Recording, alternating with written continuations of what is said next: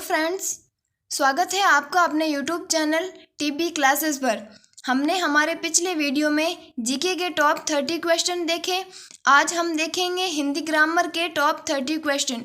तो बिना देरी के वीडियो शुरू करते हैं। अगर चैनल पर नए हो तो चैनल को सब्सक्राइब ज़रूर करें, वीडियो को लास्ट तक देखें।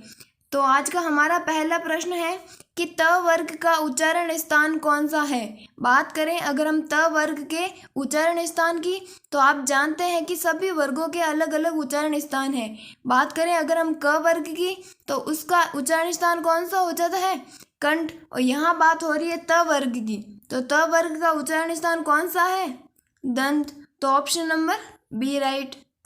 चलिए नेक्स्ट क्वेश्चन है कि प वर्ग का उच्चारण स्थान कौन सा है। बात करें अगर हम प वर्ग के उच्चारण स्थान की, तो प वर्ग का उच्चारण स्थान कौन सा है, ओष्ठ। इसमें क्या होता है कि जो भी उच्चारण स्थल होता है ना, उनसे हमारी जीभ टच करती है। जब भी हम प बोलते हैं तो हमारी जो जीभ है वो होठों से टच होती है। तो प वर्ग का उच्चारण स्थान कौन सा हो गया, ओष्ठ। ये रटने की बात नहीं है, आप बोल के देख लो, आपको पता चल जाएगा।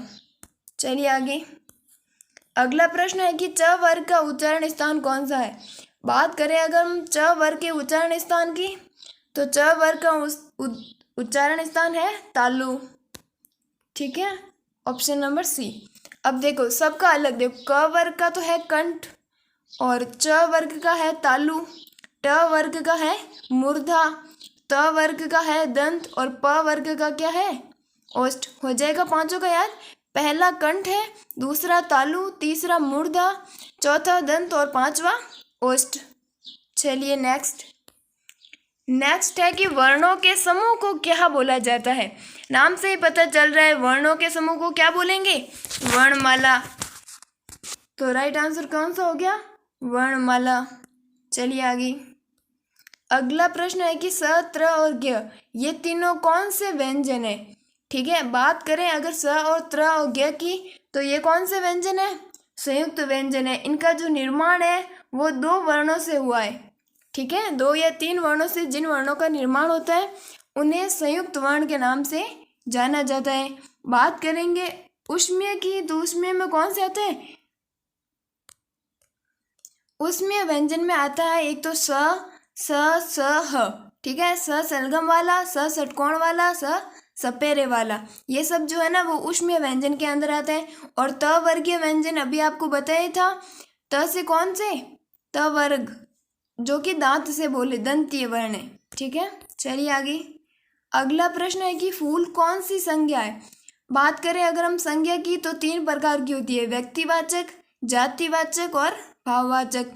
तो यहाँ पर फूल का पूछा है, तो आप देखो फूल क्या है, एक जाति है। यहाँ पर अगर गुलाब बोलते हैं ना, तो वो व्यक्तिवाचक हो जाए, क्योंकि गुलाब एक फूल का नाम है, लेकिन यह सिर्फ फूल मेंशन है, तो फूल क्या है, एक जाति है। ठीक है, तो ऑप्शन राइट कौन सा हो जाएगा, बी राइट, जातिवाचक।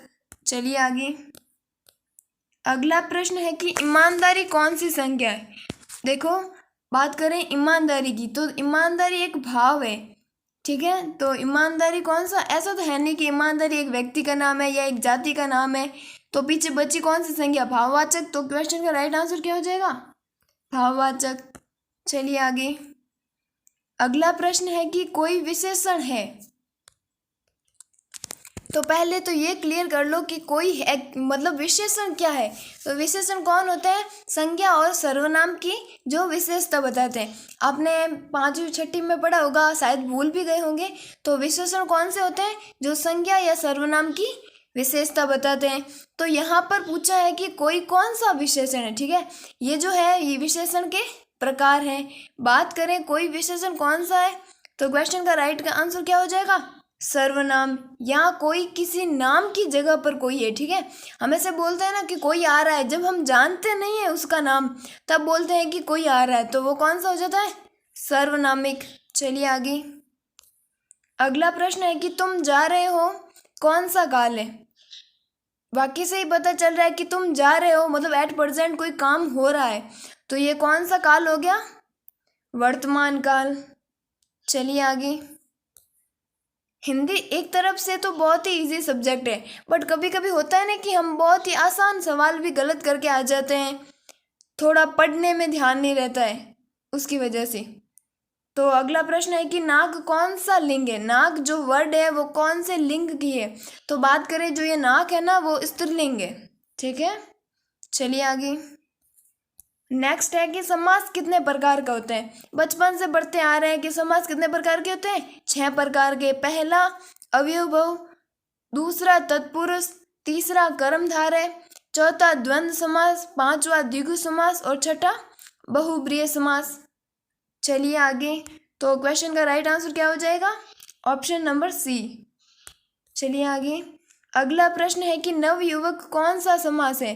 बात करें नवयुवक की तो नवयुवक में कौन सा समास है? कर्मधारय समास। चलिए आगे। अगला प्रश्न है कि प्रतिदिन में कौन सा समास है? बात करें अगर प्रतिदिन की या दिन दिन की तो जिनके आगे अवयव होता है ना तो उनमें कौन सा समास होता है? अव्ययभाव। चलिए आगे। अगला प्रश्न है कि देशभक्ति में कौन सा समास है?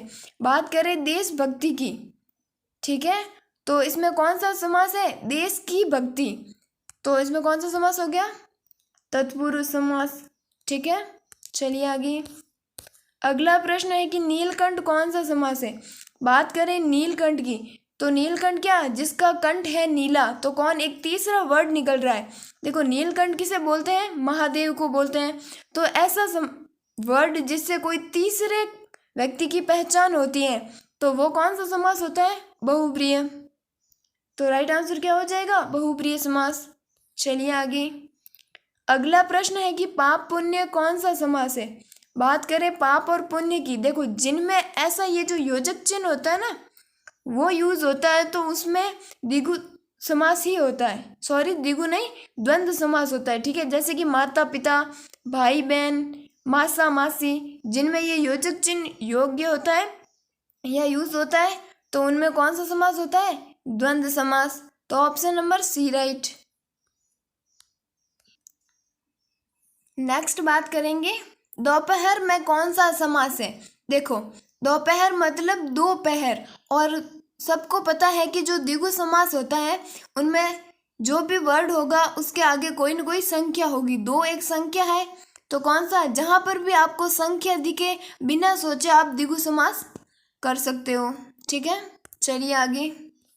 अगला प्रश्न है कि मैं आज नहीं पढ़ूंगा कौन सा वाक्य है? देखो मैं आज नहीं पढ़ूंगा इसका मतलब है कि मैं मना कर रही हूँ कि भाई मैं आज नहीं पढ़ूंगी, तो मना में कौन सा हो गया? निषेधवाचक। चलिए आगे। अगला प्रश्न है कि ओ यह पिट ही गया कौन सा वाक्य है? देखो ओ हो गया, हाय हो गया, और जिनके पीछे ये जो होता है ना ये वाला विस्मयादि बोधक, तो ये कौन से ऐसे वाक्य हमेशा विस्मयादि बोधक ही होते हैं, जैसे कि ओ हो गया और एक होता है ना हाय वो वाला, तो इन सब में क्या होता है? विस्मयादि बोधक। तो राइट आंसर कौन सा हो जाएगा? Option number B.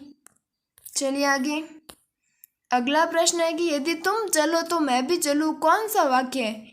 इसमें क्या बोल रहा है कि यदि तुम चलो तो मैं भी चलूँ, तो तुम मतलब किसी को संकेत कर रहा है कि भाई अगर तू चले तो मैं भी चलूँ, तो कौन सा वाक्य हो गया? संकेतवाचक। चलिए आगे। अगला प्रश्न है कि तुम अपने काम में सफल रहो कौन सा वाक्य है? हम में कोई बोलता है ना कि आप अपने काम में सफल हो जाओ या तुम ऐसे कर लो, तो वो एक उनकी इच्छा है। ठीक है, तो कौन सा वाक्य हो गया? इच्छावाचक। चलिए आगे। अगला प्रश्न है कि रस भरा कौन सा तत्पुरुष समास है?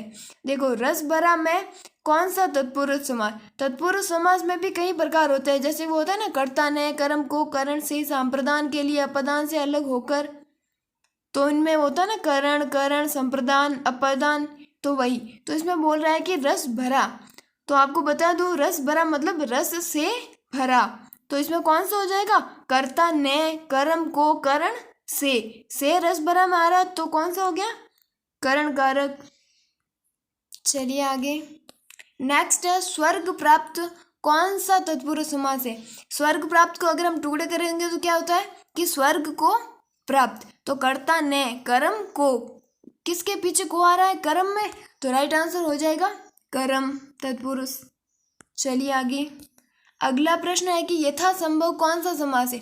अभी बताया कि जिनके आगे अवयव होते हैं उनमें कौन सा समास होता है, अवयव। ये हो गया अवयव समास। चलिए आगे। हिंदी बहुत ही इजी है, बस एक बार आप पढ़ लो, थोड़े फैक्ट देख लो, तो आई थिंक 30 या 25 क्वेश्चन आते हैं, उनमें से आप 21-22 तो राइट कर ही लोगे, ठीक है। बाकी 2-3 होते हैं कुछ मुहावरे के या कोई हार्ड क्वेश्चन आ जाए तो वो सॉल्व नहीं हो। अगला प्रश्न है कि वीणा पाणी में कौन सा समास है। बात करें अगर हम वीणा पाणी, तो देखो अभी बताया था कि ऐसा समास जिससे कोई तीसरे व्यक्ति की पहचान होती है, तो कौन सा समास होता है, बहुब्रीहि। यहाँ बोल रहा है कि वीणा पाणी, वीणा पाणी मतलब जिनके हाथ में वीणा हो, और वो कौन सी है, सरस्वती मैया। तो राइट आंसर क्या हो जाएगा, बहुब्रीहि समास। नेक्स्ट बात करेंगे कि द्विअन्नी में कौन सा समास है। बताया गया आपको कि जिन समास या जिन वर्ड के आगे कोई संख्या हो तो उनमें आप बिना देखे क्या करोगे, द्विगु समास। तो ये हो गया ऑप्शन नंबर डी। चलिए आगे।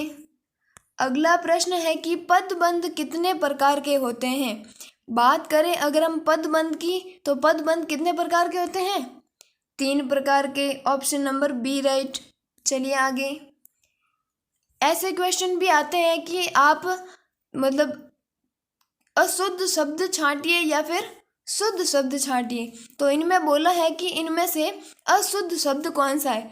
तो बात करें इनके अशुद्ध शब्द की, तो आप एकत्र एकदम सही लिखा है, नीरस भी एकदम सही लिखा है, और योगीराज भी सही लिखा है। लेकिन ये जो मंत्रिमंडल है ना, वो देखो गलत लिखा है। मंत्रिमंडल कैसे लिखते हैं, ये होता है मंत्रिमंडल। मंत्रिमंडल में देखो छोटी ई की मात्रा आती है, ठीक है। अगर हम ओनली मंत्री लिखे ना तो बड़ी ही आएगी, लेकिन जब मंत्रिमंडल की बात होती है तो उनमें ई कौन सी होगी, छोटी होगी। तो क्वेश्चन का राइट आंसर क्या हो जाएगा, ऑप्शन नंबर सी। जो मंत्रिमंडल है वो क्या, अशुद्ध शब्द है। चलिए आगे। अगला प्रश्न है कि इनमें से भी अशुद्ध शब्द कौन सा है। तो बात करें इनके अशुद्ध शब्द की, तो देखो पहला ही देख लो, क्या साप्ताहिक ऐसा लिखा जाता है, यहाँ लिखा है साप्ताहिक, जबकि होता क्या है, साप्ताहिक, ठीक है। देखो बारीकी से देखोगे तो ही पता चलेगा, एक मतलब एक मात्रा का ही तो फर्क है, साप्ताहिक होता है और यहाँ पर साप्ताहिक लिख दिया। बाकी जो वीणा है वो सही लिखा है, वाष्प भी सही लिखा है, सिंदूर भी सही लिखा है, तो इनमें अशुद्ध शब्द हो जाएगा साप्ताहिक। चलिए अंतिम प्रश्न।